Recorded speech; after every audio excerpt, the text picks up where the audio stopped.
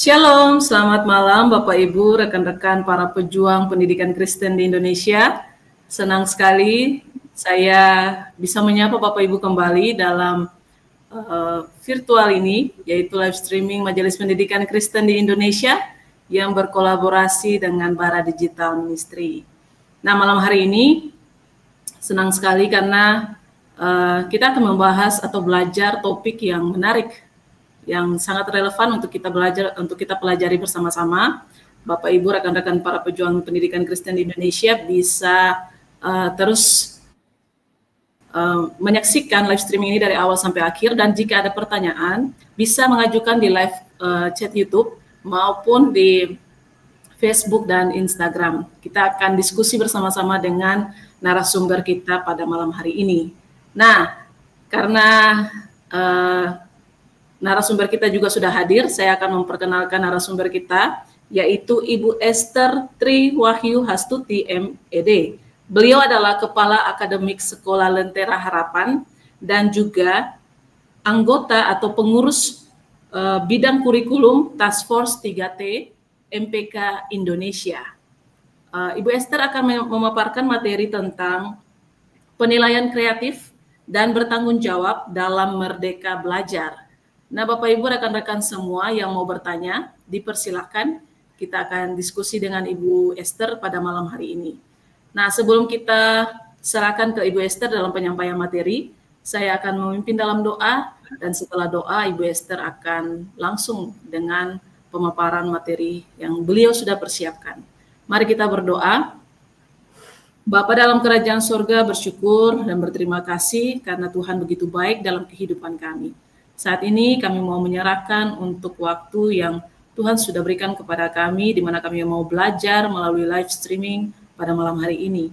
Kami mohon hikmat dan pimpinan kuasa Roh Kudus Tuhan bekerja bagi kami, sehingga kami mengerti maksud dan tujuan Tuhan dalam pemaparan materi pada malam hari ini. Kami juga berdoa, Tuhan juga memimpin, menolong hamba-Mu, Ibu Esther, yang akan menyampaikan materi pada malam hari ini. Biarlah dengan persiapan yang Ibu Esther sudah persiapkan, Tuhan yang memberkati agar bisa menjadi berkat bagi setiap penonton yang mengikuti live streaming ini. Terima kasih ya Bapak, setiap media perangkat yang kami gunakan juga Tuhan berkati. Di dalam nama Tuhan Yesus kami berdoa, amin. Baik, saya persilakan kepada Ibu Esther. Halo, selamat malam Bapak Ibu. Senang sekali ya, bersuka cita bahwa pada hari ini, pada malam hari ini diberikan kesempatan lagi untuk membagikan sedikit ya apa yang selama ini juga menjadi hal yang saya pelajari dan sangat menarik memang ya, tentang penilaian ya.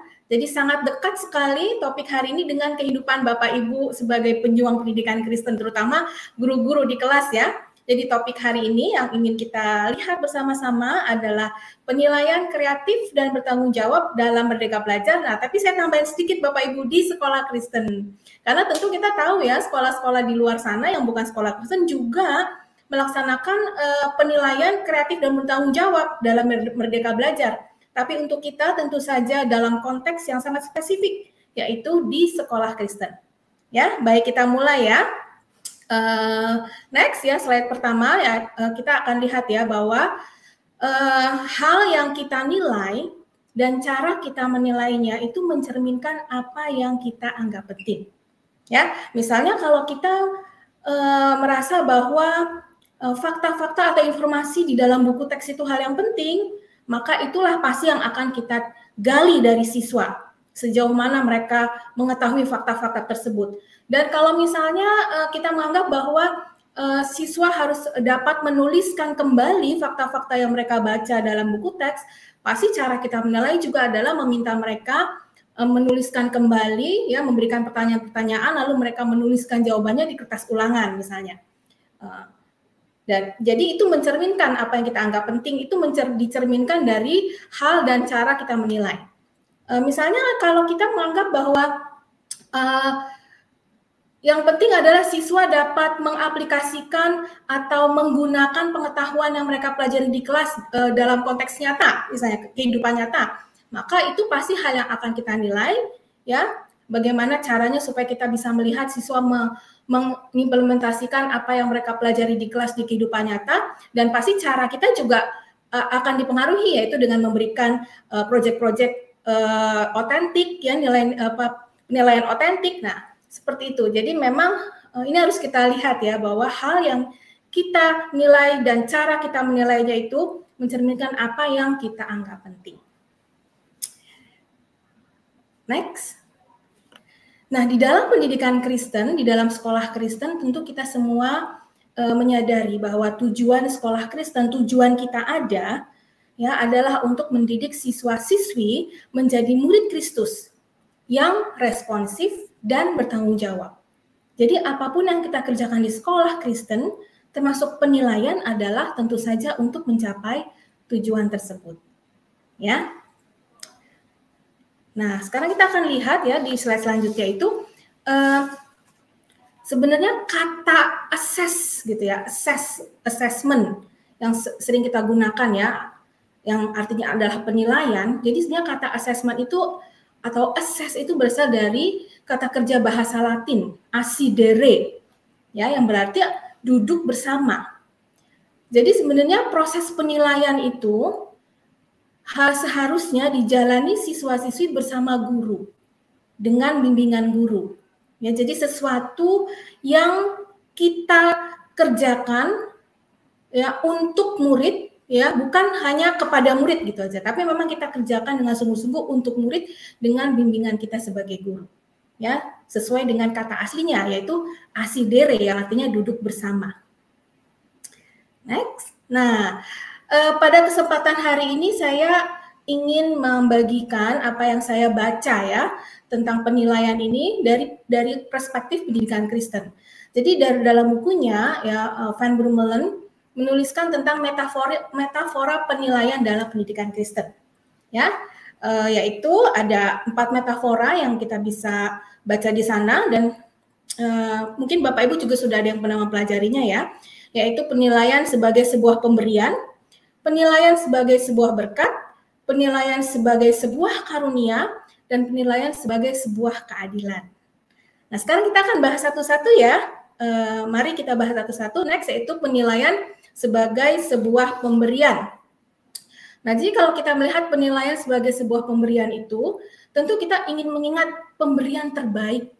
Ya, sebagai anak-anak Tuhan, pemberian terbaik yang Allah berikan kepada kita adalah kesempatan hidup dengan kepenuhan, sukacita, dan tujuan di hadapan Allah. Ya, ini menurut Elaine Brower ya, yang dikutip oleh Van Brummelen dalam bukunya.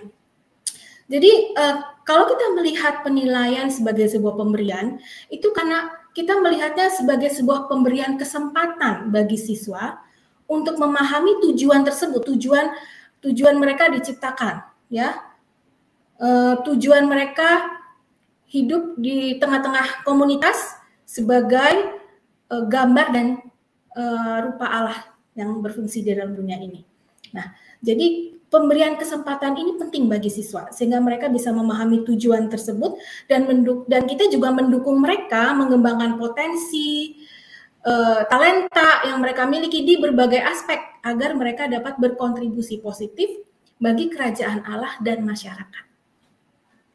Ya, selanjutnya. Nah, kita juga melihat penilaian sebagai sebuah pemberian karena juga pemberian kesempatan bagi siswa-siswi untuk berlatih menjadi murid-murid Kristus yang responsif dan bertanggung jawab yang tadi kita lihat di awal ya. Juga pemberian kesempatan bagi siswa untuk mengalami formasi pikiran, hati, dan tangan. Karena kita ingin menyediakan pendidikan yang holistik, maka kita pun memberikan kesempatan bagi siswa untuk mengalami transformasi pikiran, hati, dan tangan melalui berbagai assessment atau penilaian yang kita berikan di sekolah Kristen. Ya, nah misalnya salah satu caranya itu penilaian autentik. Ya, nah sekarang kita akan bahas di slide selanjutnya sedikit melihat apa itu penilaian autentik ya. Nah, jadi kalau kita belajar itu kan kita ingin anak-anak belajar tuh di dunia nyata, gitu ya. Nah, berarti kalau pembelajaran di dalam dunia nyata itu menganjurkan kita untuk mengevaluasi seberapa baik siswa-siswi kita hidup di dalam dunia nyata. Ya, memang kita mengatakan pendidikan untuk mempersiapkan mereka hidup di masa depan. Itu baik sekali, tapi sebenarnya juga bukan hanya untuk masa depan saja, tapi bagaimana mereka menjalani kehidupan di masa ini sebagai siswa di dunia nyata yang mereka alami saat ini. Nah, sehingga evaluasi di dalam situasi nyata yang atau kita kenal sebagai penilaian otentik itu menjadi masuk akal untuk kita kerjakan. Ya, nah tapi evaluasi yang demikian tentu saja harus juga membutuhkan observasi. Tidak bisa hanya sekedar tes-tes tertulis saja. Ya, jadi perlu mereka mempraktekkan di dunia nyata, kita harus bisa mengobservasinya, gitu ya.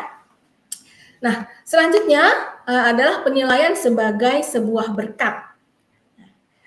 Kita akan lihat ya. Nah, di dalam penilaian sebagai sebuah berkat itu ada 4 hal yang kita akan lihat bersama-sama, yaitu penilaian sebagai sentuhan yang bermakna, juga kata-kata yang bermakna di dalam penilaian, memberikan masa depan yang bermakna, dan komitmen yang bermakna di dalam penilaian. Ya, jadi kita akan lihat satu-satu nih, apa artinya sentuhan yang bermakna, kata-kata yang bermakna, masa depan yang bermakna. Ya, nah sekarang kita akan lihat sentuhan yang bermakna dulu ya. Artinya di dalam penilaian itu kita menunjukkan penerimaan dan pengakuan terhadap keberadaan murid yang unik di dalam komunitas kelas. Ya. Lalu kita juga memperhatikan kebutuhan murid yang beragam. Ya, nah ini saya ada ide ya, misalnya dengan menggunakan menu kecerdasan majemuk atau menu tingkat kognitif ya, di dalam penilaian yang kita kerjakan. Ya, kita akan lihat dulu ya di next slide itu ada kecerdasan majemuk, menu kecerdasan majemuk. Kita lihat ya di slide selanjutnya. Nah ini, jadi misalnya di dalam penugasan kepada siswa, kemudian kita mempersilahkan siswa menggunakan kecerdasan mereka, ya kecerdasan mereka yang unik gitu ya, untuk menampilkan pemahaman yang mereka dapatkan dari hasil pembelajaran. Ya, tentu Bapak Ibu mungkin sudah sering mendengar tentang multiple intelligence ya dari Gartner, ini dari teori dari Gartner ini ya, ini dari bukunya Dodge ya, idenya memberikan menu kecerdasan majemuk. Nah, misalnya belajarnya bisa tentang topik apa saja ya, tapi anak-anak bisa mempresentasikan atau menunjukkan pemahaman mereka terhadap topik itu bisa dengan cara menulis, misalnya kalau mereka adalah anak-anak yang memiliki kecerdasan berbahasa lebih tinggi gitu ya, atau mereka juga misalnya mereka adalah yang anak-anak yang logik ya, mereka bisa melakukan misalnya interview, survei dengan mengumpulkan data-data melalui survei, lalu mempresentasikan datanya dengan menggunakan grafik gitu ya, dan menganalisis atau menarik kesimpulan gitu dari data yang mereka sudah kumpulkan. Nah, ini anak-anak yang kuat di dalam logik matematika pasti akan bisa melakukan asesmen seperti ini dengan sukses gitu ya. Atau anak-anak yang kita tahu punya bakat atau kecerdasan majemuknya itu visual spasial. Kita bisa meminta mereka untuk mempresentasikan pemahaman mereka dengan membuat poster misalnya, atau membuat jurnal foto, atau membuat clipping, atau merancang kartu pos gitu ya, atau membuat slideshow ya. Lalu anak-anak yang punya kecerdasan musikal bisa kita berikan tugas, coba ceritakan pemahaman kamu mengenai sebuah topik melalui sebuah lagu gitu ya. Ada irama lagu yang kalian kenal, lalu kalian buat lirik lagunya misalnya gitu ya.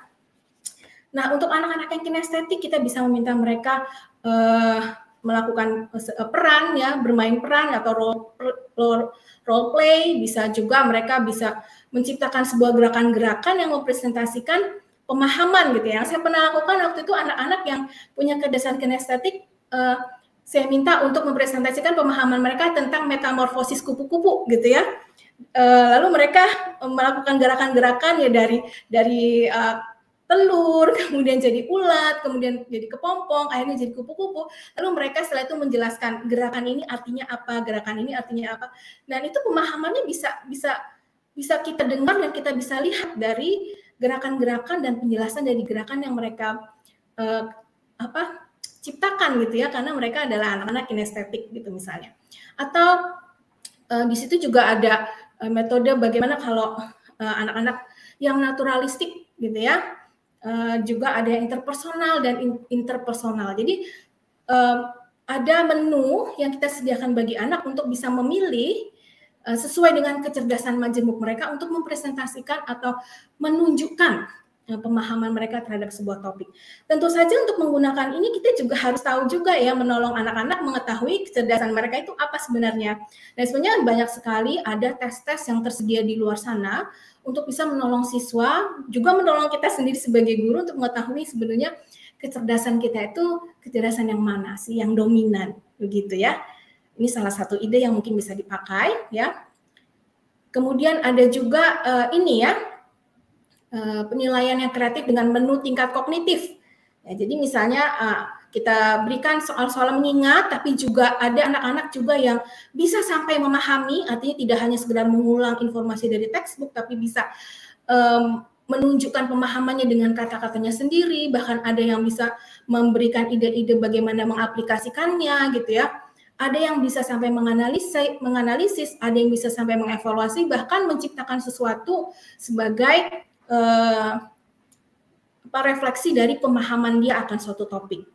Nah, jadi kita dorong anak-anak tentu saja untuk berpikir ke tingkat yang lebih tinggi, gitu ya. Dan ini memupuk potensi mereka untuk dapat berpikir, tidak hanya sekedar mengingat atau sampai memahami, bahkan juga bisa sampai mengevaluasi, bahkan mencipta. Nah, ini jenis-jenis asesmen seperti ini ya, yang bisa dirasakan siswa sebagai asesmen sebagai berkat gitu ya, karena kita melihat mereka itu sebagai individu yang unik, diciptakan Tuhan dengan talenta dan potensi yang khusus gitu ya, untuk bisa dipakai bagi kemuliaan Tuhan. Nah, jadi mereka mengerjakan asesmen sambil juga mengasah potensi mereka, begitu ya. Nah, selanjutnya kita akan melihat asesmen sebagai sebuah berkat juga adalah kata-kata yang bermakna. Artinya kita merayakan bahwa siswa itu bernilai dan memiliki martabat karena mereka diciptakan berdasarkan gambar dan rupa Allah. Ya, misalnya kalau dalam assessment gitu ya, kita suka memberikan feedback atau komentar. Nah, kata-kata yang kita pilih dalam komentar-komentar kita harusnya yang juga memperhatikan martabat mereka sebagai manusia yang diciptakan segambar dan serupa dengan Allah. Yang menunjukkan bahwa mereka itu adalah berharga untuk diperhatikan dan didengar, ya, diperhatikan kesulitannya di mana, didengarkan ketakutannya di mana ketika mengerjakan assessment. Nah, dengan memberikan kata-kata yang bermakna, murid-murid dapat merasakan penilaian yang kita berikan itu sebagai sebuah berkat, ya. Selanjutnya, masa depan yang bermakna. Nah, itu juga merupakan bagian dari penilaian sebagai sebuah berkat ya. Jadi penilaian yang kita rancang, tugas-tugas yang kita rancang itu untuk memberikan tantangan yang proporsional ya. Jadi bermakna bagi siswa. Karena kalau misalnya tugas-tugas yang diberikan itu misalnya tidak proporsional, misalnya terlalu mudah bagi dia tidak dapat melihat asesmen ini sebagai berkat karena tidak bermakna buat dia, terlalu mudah sehingga dia bosan gitu ya, atau malah terlalu sulit gitu ya. Nah, kalau terlalu sulit menjadi putus asa dan merasa gagal gitu ya, jadi dia tidak merasakan bahwa dia memiliki masa depan gitu, karena ini kok sulit sekali asesmennya gitu. Nah, jadi kita perlu memberikan asesmen yang sesuai dengan tahapan perkembangan atau umur siswa, sehingga itu menjadi proporsional dan siswa merasakan itu menjadi bermakna sehingga menjadi berkat bagi siswa. Lalu juga kita membantu membukakan kepada murid potensi masa depan mereka dengan talenta dan kemampuan yang Allah berikan. Yang tadi sebenarnya sudah sedikit dibahas ya, dengan mengerjakan asesmen kita menolong murid untuk mengetahui talenta yang mereka miliki, mereka sebenarnya punya kemampuan yang Allah berikan sehingga mereka pasti memiliki masa depan yang baik karena mereka akan dipakai Tuhan untuk pekerjaan di dalam kerajaannya. Tuhan sedang memberikan potensi dan talenta dan kemampuan yang akan dipakai untuk kemuliaan Tuhan di masa depan. Nah, melalui assessment yang adalah sebuah berkat, kita menolong mereka menggali potensi dan memberikan mereka harapan tentang masa depan mereka yang indah di dalam Tuhan, gitu ya, Bapak Ibu. Selanjutnya, masih penilaian sebagai sebuah berkat, yaitu komitmen, ya, komitmen yang aktif dan bermakna. Nah, jadi memang untuk bisa menjadikan asesmen itu sebuah berkat bagi siswa, memang kita sebagai guru harus memiliki komitmen yang aktif, ya, dan bermakna, ya, untuk melakukan segala hal yang mungkin untuk memberkati dan menolong siswa untuk berhasil. Jadi kalau siswa belum bisa, kita dengan sabar dan komitmen mengajarkannya kembali, gitu ya. Lalu juga komitmen memberikan umpan balik, yang memberikan penghargaan, feedback yang memberikan penghargaan. Pemberian umpan balik itu tidak mudah, Bapak Ibu, itu adalah pekerjaan yang membutuhkan waktu, gitu ya. Makanya dituntut kita komitmen untuk melakukannya, ya. Lalu umpan balik yang kita berikan juga adalah umpan balik, belum ya, selesai. Maaf, yang tadi di dot point terakhir, masih slide sebelumnya. Kembali ke slide sebelumnya. Ya, jadi umpan balik yang diberikan itu harus bersifat jujur, ya, namun memiliki sifat konstruktif. Ya, jadi kita jujur tapi dengan kalimat-kalimat atau kata-kata yang membangun, ya, terhadap hasil pekerjaan murid dan memberkati murid untuk bertumbuh, ya. Kadang mungkin kita memberikan komentar yang justru membuat murid menjadi tidak percaya diri, gitu ya. Kita harus jujur menunjukkan apa yang baik dan apa yang perlu ditingkatkan, tapi dengan kata-kata yang konstruktif, gitu ya. Nah, kita akan lihat di slide selanjutnya, next. Nah, umpan balik yang efektif itu adalah kalau kita tepat waktu. Nah, ini memang butuh komitmen ya untuk memberikan umpan balik yang tepat waktu. Karena kalau sudah terlalu lama, murid juga akan lupa tentang asesmen yang mereka sudah kerjakan. Dan juga mungkin mereka juga sudah tidak terlalu ingat ya kesulitan-kesulitan mereka di mana dan apa yang ditingkatkan. Artinya ya boleh dibilang sudah kadaluarsa gitu kalau terlalu lama, gitu ya. Jadi kita perlu berkomitmen untuk memberikan umpan balik dengan tepat waktu dan juga yang berguna dan deskriptif. Ya, untuk bisa berguna harus deskriptif. Kadang kita menulis bagus sekali. Nah, ini apa? Bagus sekalinya di mana? Ya, mesti deskriptif dan spesifik. Jadi misalnya kalau kita meminta murid mengarang sebuah karangan, menulis sebuah karangan, ya, kita memberikan bagusnya di mana? Bagus karena sudah memilih kata-kata yang tepat, ya, sesuai dengan konteks karangannya, atau sudah dapat memilih menuliskan kalimat-kalimat dengan tanda baca yang benar misalnya, atau koherensi dan kohesi di dalam kalimat-kalimat dan paragraf di dalam karangannya sudah baik. Jadi bagusnya itu apa? Harus deskriptif dan spesifik supaya berguna. Kalau hanya bagus sekali, nah anak-anak tidak tahu kan bagusnya apa, gitu. Atau kurang bagus, nah kurang bagusnya di mana? Nah, apakah pemilihan kata-katanya kurang tepat atau kalimat-kalimatnya antara satu kalimat dengan yang lain tidak ada kohesi misalnya gitu, atau paragrafnya tidak kelihatan misalnya. Tidak bagusnya atau kurang bagusnya di mana? Nah, umpan balik yang efektif itu jika deskriptif dan spesifik. Nah, memang dibutuhkan usaha atau komitmen ini dari guru ya. Nah, selanjutnya, slide selanjutnya. Nah, umpan balik yang efektif juga adalah yang menolong siswa-siswi mengetahui dengan jelas posisi saat ini, posisi mereka kalau dibandingkan dengan standar yang ingin dicapai, mereka itu masih sejauh mana. Nah, itu perlu diberikan informasi kepada siswa yang dibantu untuk melihat itu. Ya, standarnya ini yang ingin dituju, kamu masih setengah jalan misalnya. Nah, umpan balik yang efektif itu bisa menolong siswa mengetahui posisi mereka di mana saat ini dan masih sejauh mana sih mereka mencapai tujuan yang diinginkan. Nah, tentu saja juga harus dengan tujuan pembelajaran yang jelas, ya. Bagaimana kriteria sukses? Nah, itu juga umpan balik yang efektif juga memberikan informasi itu ya. Tujuan pembelajaran yang jelas dan kriteria kesuksesan di dalam mengerjakan asesmen itu seperti apa. Lalu feedback yang efektif juga itu menolong siswa mengetahui cara mencapai tujuannya itu bagaimana ya, apa yang perlu ditingkatkan ya, apakah saya perlu meningkatkan regulasi diri ya di sepanjang proses pembelajaran, apakah saya harus memilih strategi belajar yang lebih tepat, atau apakah ada pemahaman yang harus ditingkatkan, atau apa informasi apa lagi yang saya butuhkan ya untuk bisa memahami lebih jauh. Nah, feedback yang efektif juga menolong siswa dapat mengetahui hal-hal ini ya, apa yang harus dia kerjakan selanjutnya supaya bisa mencapai tujuan. Jadi mengetahui posisi saat ini, mengetahui tujuannya kemana, dan mengetahui apa yang harus dikerjakan lebih baik untuk mencapai tujuan. Nah, umpan balik yang efektif harusnya seperti itu ya. Oke, lanjut. Nah, tadi adalah pemaparan tentang penilaian sebagai sebuah berkat. Nah, sekarang saya ingin mengajak kita semua melihat metafora penilaian sebagai sebuah karunia ya. Jadi artinya satu, guru menghargai keberadaan murid sebagai gambar dan rupa Allah tanpa syarat, ya, tidak ditentukan oleh pencapaian nilai atau hasil prestasi mereka. Nah, mereka harus jelas sekali ya.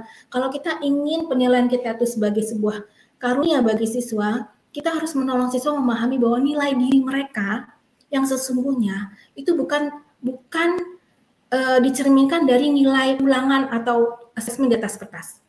Tapi nilai diri mereka itu tentu saja hanya di dalam Kristus. Ya, jadi saya ingat dulu ya, waktu saya SD gitu, mungkin Bapak Ibu juga bisa reflect mengingat-ingat waktu SD atau waktu zaman sekolah gitu ya. Ada guru saya yang kalau nilainya dapat jelek suruh maju ke depan gitu ya, lalu disabet satu-satu pakai rotan gitu ya. Yang nilainya 5 ke bawah maju ke depan gitu, lalu dipukul gitu sama dia pakai rotan gitu sama beliau ya. Nah, jadi itu menjadi sebuah ketakutan sehingga akhirnya tercipta persepsi terhadap diri bahwa oh, saya ini dihargai, disayangi kalau dan tidak dipukul kalau nilai saya di kertas bagus gitu. Nah, sehingga ini bisa membawa anak melihat bahwa nilai diri mereka itu tergantung pada nilai ulangan atau asesmen mereka di atas kertas. Dan ini yang harus kita terus berikan kepada anak-anak bahwa Allah memberikan kita potensi, talenta, dan nilai diri kita itu secure di dalam Kristus, ya, bukan terhadap nilai di atas kertas. Bukan berarti kita tidak memberikan yang terbaik ya, karena kita memberikan yang terbaik bukan untuk sekedar nilai di atas kertas, tapi karena kita ingin menggali potensi kita, mengasah kemampuan kita supaya kita bisa dipakai Allah di dalam pekerjaan yang sudah dia rancang. Seperti itu kan pengertiannya gitu ya. Nah, lalu penilaian sebagai sebuah karunia juga yang tadi masih nomor 2 ya, itu adalah guru mengevaluasi atau memberi umpan balik dan mengoreksi dengan cara yang penuh kasih, menolong, menguatkan dan sabar dalam konteks pembelajaran yang mendukung tetapi juga bertekun dan terencana dengan baik. Ya, lalu juga guru memberikan beragam kesempatan bagi siswa untuk mencapai hasil pembelajaran yang direncanakan, gitu ya. Jadi ada kesempatan kedua, makanya kalau dalam pemerintah sebenarnya sudah mendukung ya, karena mereka mengenal sistem kayak remedial seperti itu ya, atau tes ulang seperti itu. Jadi diberikan kesempatan atau latihan. Jadi sebelum ada penilaian akhir dikasih latihan banyak dulu supaya anak menguasai skill yang ingin dicapai, gitu ya. Jadi ada beberapa kesempatan untuk anak-anak bisa meraih kesuksesan mencapai hasil belajar yang direncanakan. Oke, lanjut. Nah, sekarang kita lihat selanjutnya, yaitu penilaian sebagai sebuah keadilan. Ya, kita lihat next slide. Penilaian sebagai sebuah keadilan artinya guru menilai siswa berdasarkan kriteria yang jelas, ya. Jadi sebelum anak-anak mengerjakan tugas, mengetahui dengan jelas apa sih yang menjadi ekspektasi guru, gitu ya. Nah, guru menghindari sikap menghakimi berdasarkan pencapaian sebelumnya. Jadi hasil siswa saat ini itulah yang menggambarkan keterampilan siswa atau kemampuan siswa saat ini, gitu ya. Jadi jangan mengingat masa lalu seperti itu ya. Misalnya masa lalu anak ini selalu sulit dan tidak bisa. kemungkinan juga ini nggak akan bisa. Jadi seperti menghakimi berdasarkan pencapaian sebelumnya, padahal bisa saja anaknya sudah bertumbuh kan. Jadi menghindari sikap menghakimi sebelum melihat hasil yang sekarang, tapi hanya berdasarkan pencapaian masa lalu aja. Nah, ini juga penting nih, tidak memperhitungkan usaha pertama sebagai nilai akhir. Yang kadang kita menghitung-hitung latihan pertama langsung dimasukin nilai, langsung dihitungkan untuk nilai rapot misalnya gitu ya. Nah, ini akan mempengaruhi nilai rapot, padahal kan baru belajar. Nah, makanya kalau sekarang itu ada berbagai assessment yang harus kita pahami gitu ya. Mungkin next selanjutnya, next slide, kita lihat ya. Nah, supaya bisa adil itu memang kita perlu kriteria yang jelas dan murid-murid juga harus paham kriterianya. Makanya kita ada penilaian yang bertanggung jawab itu dengan acuan kriteria. Ya, jadi membandingkan hasil belajar siswa-siswi terhadap suatu patokan yang spesifik, artinya batas lulus atau tingkat penguasaan minimum yang telah ditetapkan sebelumnya. Lalu interpretasi dalam penilaian acuan kriteria terjadi ketika skor atau nilai yang dihasilkan dari penugasan itu yang dikerjakan siswa itu dibandingkan dengan standar atau kriteria yang telah ditentukan sebelumnya.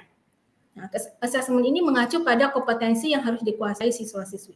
Nah, jadi tapi siswa-siswi juga sudah mengetahui kriterianya, gitu ya. Jadi mereka waktu mengerjakan tugas sudah jelas kriteria yang akan digunakan guru untuk menilai tugas mereka itu seperti apa, ekspektasinya seperti apa, lalu mereka mengerjakan sesuai dengan kriteria yang sudah ditentukan sebelumnya itu. Ya. Selanjutnya. Nah, mungkin Bapak Ibu pernah mendengar rubrik penilaian ya. Rubrik penilaian ini bisa dipakai untuk menolong siswa ya, sehingga penilaian yang kita kerjakan itu bertanggung jawab dan adil gitu ya. Kalau kita membuat rubrik itu sebenarnya bisa dipakai untuk assessment as, for, atau off learning ya. Digunakan untuk memonitor pekerjaan siswa-siswi dengan menunjukkan secara tepat apa yang menjadi ekspektasi guru. Ya, lalu susun rubrik sesuai dengan standar secara kolaboratif dengan tim guru, karena misalnya kalau tim guru kelas 3 penting sekali memiliki rubrik yang sama sesama kelas 3 supaya tidak beda-beda gitu ya standarnya antar kelas 3A, 3B, 3C. Jadi harus dibuat secara kolaboratif dengan tim guru. Nah, ini juga penting, berikan contoh hasil pekerjaan yang menurut kriteria sukses itu seperti apa gitu ya. Dan jelaskan alasannya mengapa hasil pekerjaan ini memenuhi kriteria sukses gitu ya. Nah, ini saya ada contoh sedikit ya tentang mengarang ya, rubrik menulis karangan ya. Tapi ini hanya contoh, karena banyak sekali contoh-contoh rubrik yang bisa kita modifikasi ya dari internet juga banyak. Selanjutnya, nah tadi sedikit disinggung tentang assessment of learning, for learning, sama dan as learning ya sebelumnya tadi, dan rubrik itu bisa dipakai untuk assessment as learning, for learning, dan of learning. Jadi kalau di dalam mungkin Bapak Ibu yang sudah belajar kurikulum Merdeka atau sedikit melihat-lihat tentang Merdeka Belajar tidak asing lagi dengan penilaian ini ya. Nah, sebenarnya penilaian atau assessment itu kan ada fungsinya masing-masing. Nah, kalau kita melakukan penilaian sebagai sebuah keadilan, ya, tentu kita melakukan penilaian yang bertanggung jawab sesuai dengan fungsinya, yaitu formatif dan sumatif. Kalau as learning itu formatif fungsinya, for learning juga formatif, off learning itu sumatif. Terus kita lihat satu-satu sedikit ya. Nah, kalau as learning itu berfungsi sebagai formatif, ya, ini memberi informasi bagi guru untuk membuat perencanaan atau modifikasi pembelajaran di kelasnya. Informasi diperoleh guru dari hasil penilaian diri siswa-siswi. Jadi pelaku asesornya, pelaku penilaian atau asesornya itu adalah siswa. Ya, jadi kita mengenalnya itu evaluasi diri atau penilaian diri gitu ya. Self assessment.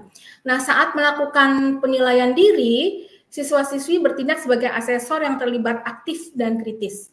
Lalu siswa-siswi memonitor sendiri apa yang mereka pelajari, ya, melakukan penyesuaian, adaptasi, bahkan perubahan pemahaman yang dilakukan berdasarkan umpan balik yang mereka terima. Nah, jadi penggunaan rubrik yang tadi itu menolong mereka juga, ya. Jadi sebelum diperiksa guru, ya, dengan menggunakan rubrik mereka bisa memeriksa pekerjaannya sendiri dulu dengan menggunakan rubrik yang sama. Ya, jadi mereka dilatih untuk menjadi evaluator atau asesor bagi dirinya sendiri. Nah, kita membantunya dengan memberikan rubrik yang kriterianya jelas tadi ya. Nah, itu assessment as learning. Selanjutnya, nah ini ada beberapa contoh pengatur grafis untuk bisa digunakan atau melatih siswa melakukan penilaian diri. Ya, nanti Bapak Ibu mungkin bisa lihat di sini ada pelajaran SBK, ada kerja kelompok gitu ya, menilai kemampuan mereka bekerja kelompok. Ada juga di situ tentang sebuah topik ya. Jadi banyak sekali sebenarnya kalau kita Google gitu ya, pengatur grafis atau yang kita kenal kalau bahasa Inggrisnya graphic organizer ya, untuk melakukan self assessment buat siswa. Itu banyak sekali ide-idenya. Bisa dimodifikasi untuk kebutuhan di kelas kita ya. Oke, selanjutnya, nah ini ya assessment for learning, itu untuk proses belajar ya. Jadi digunakan juga sebagai formatif juga ya, karena hasilnya itu digunakan guru untuk membuat perencanaan dan memodifikasi pembelajaran ya, bagian dari proses belajar itu sendiri. Jadi kalau kita melakukan assessment for learning itu adalah sebenarnya bagian dari pembelajaran, interwoven atau terjalin dengan erat dengan pembelajaran, karena itu juga merupakan bagian dari pembelajaran gitu ya.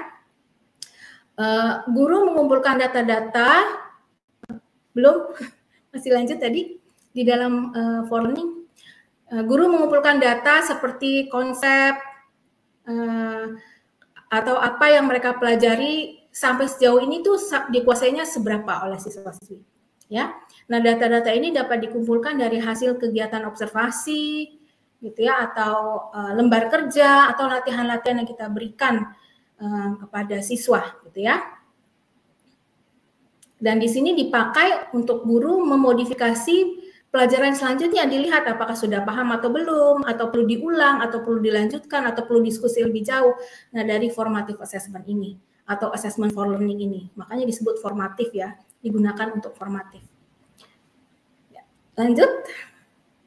Oke, nah kalau ini assessment akhir proses pembelajaran ya, assessment of learning. Jadi setelah belajar dalam kurun waktu tertentu ya, assessment of learning ini digunakan ya sebagai assessment sumatif, memberikan informasi kepada orang tua dan murid mengenai kemampuan dan status pencapaian murid terhadap standar yang diinginkan. Itu biasanya dilakukan di akhir sebuah periode belajar, misalnya setelah selesai satu bab, atau setelah selesai 1 bulan pembelajaran, atau setelah selesai satu bulan, atau tengah semester, atau akhir semester. Jadi ada kurun waktu tertentu setelah belajar, lalu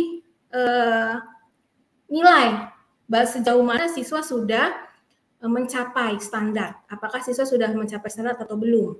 Nah, dan biasanya assessment of learning ini atau summative ini nilainya akan dipakai untuk sebagai juga ikut diperhitungkan untuk nilai rapot.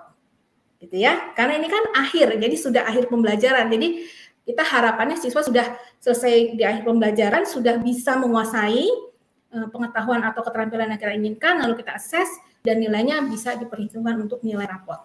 Gitu ya. Nah, kemajuan dan status pencapaian ini dibandingkan dengan kriteria-kriteria dalam standar-standar yang dipresentasikan oleh simbol. Nah, kalau di Indonesia kita biasanya kelas besar itu kelas SD, SMP, SMA simbolnya angka gitu ya. Dapat angka 80, 90 gitu ya. Nah, kalau TK biasanya dengan lebih deskriptif gitu ya, atau dengan simbol-simbol lain ya. Misalnya dengan simbol sangat baik atau berkembang, kalau kurang berkembang seperti itu kalau di TK. Tapi kalau di tingkat SD, SMP, SMA biasanya kan dengan angka ya. Tapi angka itu perlu sekali bukan angkanya yang penting, tapi makna angka itu. Kalau dapat 9 itu apa kriterianya? Gitu ya. Nah, itu yang penting diketahui siswa. Baik, selanjutnya. Nah, ini kita sudah sampai pada akhir presentasi saya atau sharing saya ya. saya ingin mengajak kita semua mengingat bahwa asesmen di sekolah Kristen itu ya, bahwa harus membawa kita dari pertanyaan apa berkaitan dengan pengetahuan dan pemahaman kepada pertanyaan lalu apa, gitu ya, implikasi dari pengetahuan dan pemahaman tersebut, dan pada akhirnya pada pertanyaan sekarang apa, meresponi pengetahuan dan pemahaman kita melalui pelayanan kasih kepada Allah dan sesama manusia. Ya, jadi bukan hanya mengetahui apa, misalnya kalau belajar makanan sehat, apa itu makanan sehat ya. Nah, kita sudah tahu, paham sesuatu makanan sehat itu apa, ya apa saja, dan setiap makanan sehat itu apa gizi yang terkandung di dalamnya gitu ya. Nah, tapi tidak berhenti di situ kalau kita di sekolah Kristen. Lalu apa? Lalu apa? Akhirnya dengan mengetahui ini, saya mengetahui mana makanan sehat, mana bukan makanan sehat. Lalu apa implikasinya buat saya? Gitu. Kalau sudah tahu ini, tapi saya tetap suka makan gorengan, mungkin Bapak Ibu dan suka makan gorengan, tidak merenungkan implikasi dari apa gitu ya. Tapi bukan hanya itu, bukan hanya berhenti dari lalu apa, tapi juga lanjut sekarang apa. Nah, kalau kita melihat mungkin anggota keluarga kita, teman-teman kita masih banyak yang belum paham tentang makanan sehat atau belum berusaha untuk makan sehat. Mari bagaimana kita bisa membagikan pengetahuan ini kepada komunitas kita. Lalu memotivasi dari keluarga dulu teman-teman untuk makan sehat. Jadi meresponi, jadi membuat perencanaan action plan gitu ya, perencanaan tindakan di dunia nyata gitu ya. Bagaimana agar orang-orang aware atau mengetahui tentang makanan sehat dan mau diajak berkomitmen untuk makanan sehat. Jadi meresponi pengetahuan dan pemahaman untuk melakukan pelayanan kasih kepada Allah dan sesama manusia. Karena kesadaran akan kalau topiknya tubuh, makanan sehat untuk tubuh, kan kesadaran bahwa tubuh ini adalah bait Allah yang diciptakan untuk dipakai bagi pekerjaan kemuliaannya. Nah, bagaimana bisa dipakai kalau sakit-sakit? Nah, bagaimana dipakai kalau makanannya nggak sehat? Ya, membuat kita menjadi lesu, tidak berenergi, gitu ya. Nah, jadi perlu sekali kita di sekolah Kristen itu asesmennya tidak hanya berhenti pada apa, tapi lanjut kepada lalu apa, bahkan kepada sekarang apa. Jadi itu yang bisa saya bagikan Bapak Ibu. Terima kasih untuk perhatian Bapak Ibu. Saya tutup, saya kembalikan kepada Ibu Susan.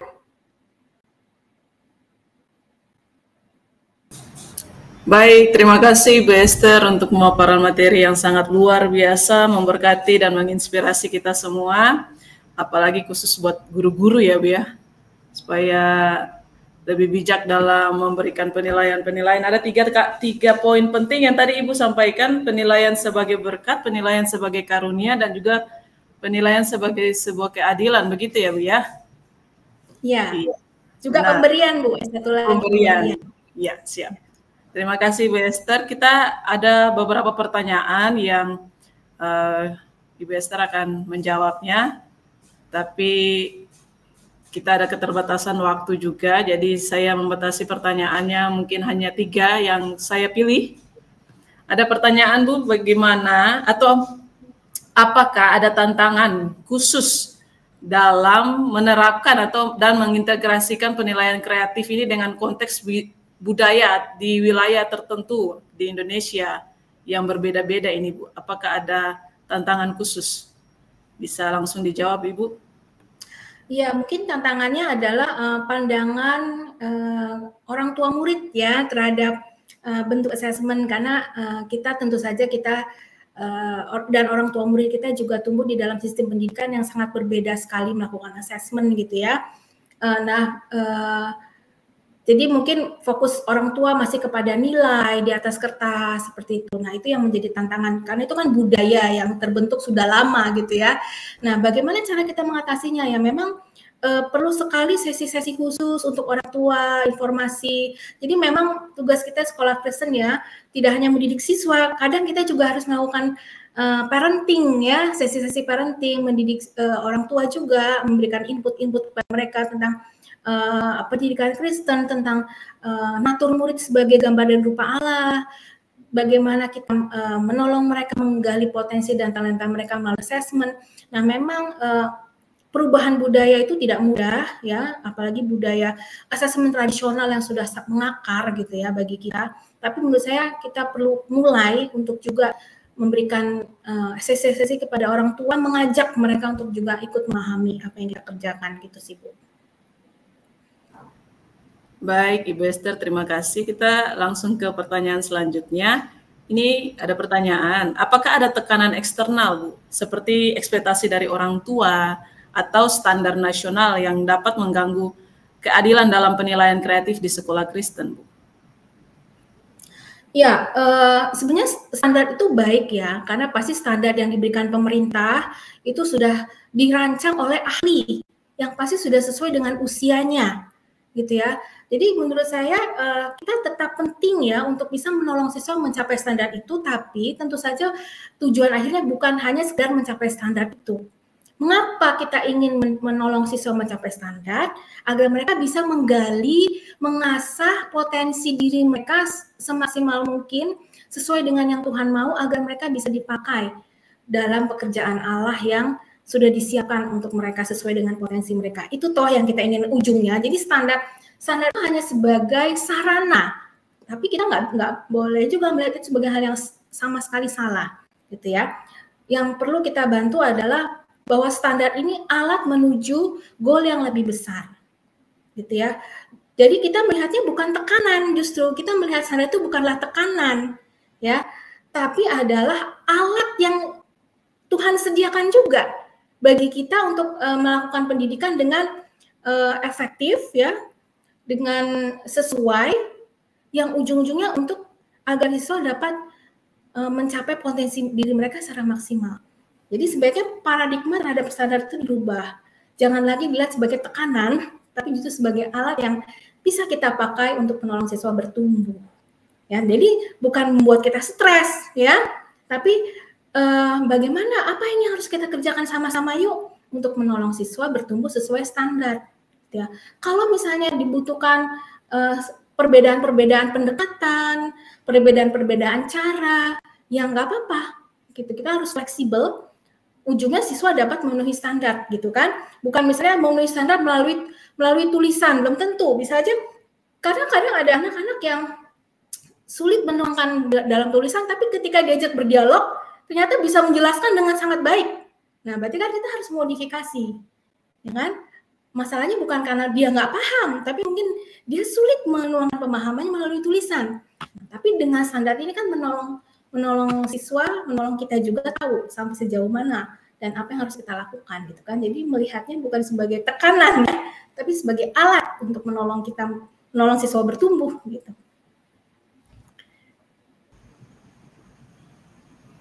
Baik, terima kasih Bu Esther untuk jawabannya. Ini ada pertanyaan terakhir Ibu. Pertanyaan terakhir, bagaimana guru di sekolah Kristen dapat memastikan kalau penilaian kreatif sudah dilakukan secara adil untuk semua siswa tanpa memandang status sosial atau ekonomi dari siswa atau murid tersebut? Bagaimana Bu memastikan kalau sudah benar-benar berhasil? Ya mungkin ini ada proses yang panjang ya Bu ya, karena keberhasilan kita tuh bisa dilihat misalnya kalau kita melihat siswa kita bertumbuh ya, misalnya sudah kelas 12 gitu, yang melihat bahwa di kelas 12 sudah mengetahui, oh inilah talenta saya, inilah potensi yang saya miliki, gitu ya. Dan sehingga pada saat mau kuliah itu udah nggak bingung lagi jurusan apa yang diambil, gitu ya. Nah, itu sebenarnya salah satu keberhasilan yang bisa kita lihat. Karena kan itu ya, kita memberikan assessment, memberikan pembelajaran adalah untuk supaya siswa itu bisa menggali potensi dan talentanya dan memupuk, mengasah, gitu ya. Nah, ketika dia sudah mengasah, mengetahui dan mengasah potensi itu bisa kita lihat bahwa apa yang kita kerjakan, oh berhasil menolong mereka. Ya, mengenali talenta mereka, mengenali potensi mereka, lalu mengasahnya sehingga siap ke jenjang pendidikan yang lebih tinggi untuk semakin dipersiapkan lagi untuk melakukan pekerjaan yang sudah Allah siapkan untuk mereka. Gitu. Itu yang saya bisa sharingkan Bu. Baik, Ibu Esther, terima kasih untuk pemaparan materi dan juga diskusi yang sangat menarik pada malam hari ini yang bisa menjadi berkat buat guru-guru maupun juga orang tua murid di masing-masing daerah ya yang menonton pada malam hari ini. Terima kasih Ibu Esther, mungkin ada closing statement dari Ibu dan bisa langsung menutup di dalam doa. Saya persilakan Ibu Esther. Ya, closing statement dari saya, Bapak Ibu, bahwa apa yang kita kerjakan sebagai guru Kristen adalah sebuah privilege ya, atau kesempatan yang luar biasa yang Tuhan berikan pada kita. Gitu. Jadi apapun yang kita kerjakan, termasuk penilaian, ingatlah goal besar itu, bahwa kita memperlengkapi murid-murid kita untuk menjadi murid-murid Kristus yang responsif dan bertanggung jawab untuk dipakai Tuhan di dalam pelayanannya kepada Dia dan kepada sesama manusia. Demikian, Bu. Baik, Bu, bisa langsung ditutup dengan doa. Mari kita berdoa, Bapak Ibu. Tuhan, kami bersyukur pada malam hari ini Tuhan sudah terus mengingatkan kembali akan tugas dan tanggung jawab kami sebagai guru-guru Kristen. Ya Tuhan, kami mengetahui bahwa itu bukanlah tugas yang ringan, tapi ketika Tuhan sudah memilih kami untuk terlibat di dalam pekerjaan ini, kami percaya Tuhan terus menopang kami dan memperlengkapi kami. Karena kami tahu Tuhan, kami percaya kasih karunia-Mu itu selalu cukup bagi kami untuk mengerjakan bagian yang sudah Tuhan berikan kepada kami. Saat ini Tuhan, hamba-Mu ini berdoa untuk para pendidik, sesama pendidik, pejuang pendidikan Kristen. Biarlah Tuhan sendiri yang memberikan hikmat kepada kami semua masing-masing untuk terus dapat memilih, mengerjakan yang tepat sesuai dengan kehendak Tuhan di dalam kami mendidik anak-anak yang Tuhan sudah percayakan kepada kami. Biarlah apa yang sudah kami diskusikan pada hari ini boleh menolong kami, boleh semakin memperlengkapi kami untuk mengerjakan panggilan kami dengan lebih efektif sebagai guru-guru Kristen. Ya Tuhan, kami bersyukur atas sesi hari ini. Kami berdoa kiranya Tuhan terus memimpin kami dalam melakukan tugas yang Tuhan percayakan kepada kami. Hanya di dalam nama Yesus Kristus saja kami berdoa dan bersyukur. Amin. Amin. Amin. Terima kasih Bu Esther untuk berkat atau sharing materi pada malam hari ini. Terima kasih juga untuk Bapak Ibu rekan-rekan semua yang sudah menyaksikan live streaming Majelis Pendidikan Kristen di Indonesia dan Bara Digital Ministry. Kita akan bertemu lagi di minggu depan, hari Kamis, dengan topik dan juga narasumber yang berbeda, dan kita akan banyak belajar dan diberkati. Dan Bapak Ibu, rekan-rekan semua juga bisa sharing materi atau live streaming pada malam hari ini kepada rekan-rekan yang lain supaya banyak orang juga diberkati melalui pemaparan materi yang sudah disampaikan oleh Ibu Esther. Terima kasih sekali lagi Ibu Esther untuk penyampaian materi hari ini. Tuhan Yesus memberkati Ibu dalam setiap tugas tanggung jawab dan pelayanan yang Tuhan percayakan. Kita berharap ada pertemuan selanjutnya lagi dengan Ibu dengan topik yang lain lagi. Dan jangan bosan-bosan ya Bu ya. Terima kasih Bu. Esther, terima kasih Bapak Ibu semua. Tuhan Yesus memberkati dan selamat malam. Selamat malam.